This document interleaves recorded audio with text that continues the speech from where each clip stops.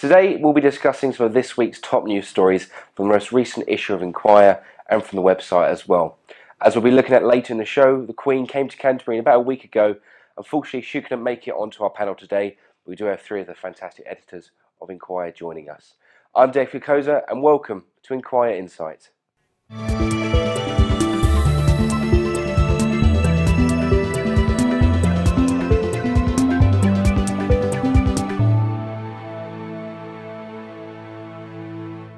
The £12 million railway investment programme in Canterbury, the Rosetta mission here at UKC, and £43,000 for Dame Julia Goodfellow are all the stories we'll be discussing today. The £12 million railway investment programme that's on the website, if I could perhaps ask some of you to give me a bit of background of what the story is.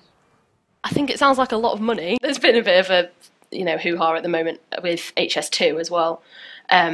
That's going to sort of go near where I live, and I know that a lot of people near where I live are sort of annoyed about the amount of money that's being spent on that.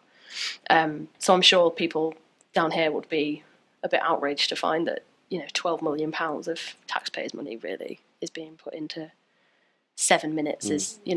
Are people really that impatient these days? And if it's all right, what I'd like to do now is go on to our next sort of key story here, and this is Blast Off from Space, and this is a interview with one of the lecturers here at Kent in the latest issue of InQuire about the Rosetta mission. One of our lecturers here, Dr. Stephen Lowry, is involved in the Rosetta mission, and the University of Kent are one of the only universities to be involved in this mission, and seeing as a spacecraft landing on a comet is a unique moment in history, that's quite a cool thing to be part of.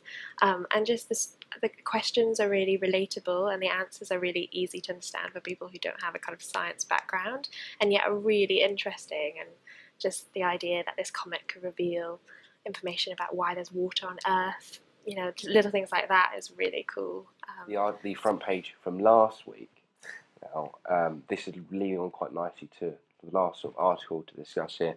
So last week InQuire ran with the front page headline that the Vice-Chancellor of the University, Dame Julia Goodfellow, received a £43,000 pay increase, up from £222,000 to £265. Thank you for the maths there. I study film, you see, it's not my strong point.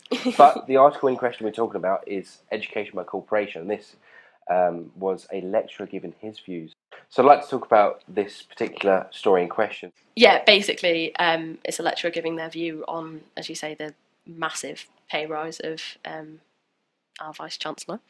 It's a really interesting article because they basically argue that the lecturers, as KTV News reported last year, the lecturers were fighting for a 2% pay rise and weren't given it. And basically Dame Julia Goodfellow has been given a 16% pay rise, which sort of puts into question why the lecturers weren't given it. If if the university can afford to pay her that much more, then why can't they afford to pay their staff a little bit more? One of the things that this article sort of highlights is how universities are being run like corporations now, instead of an education establishment. Do you agree with what the lecturer is saying in that particular aspect?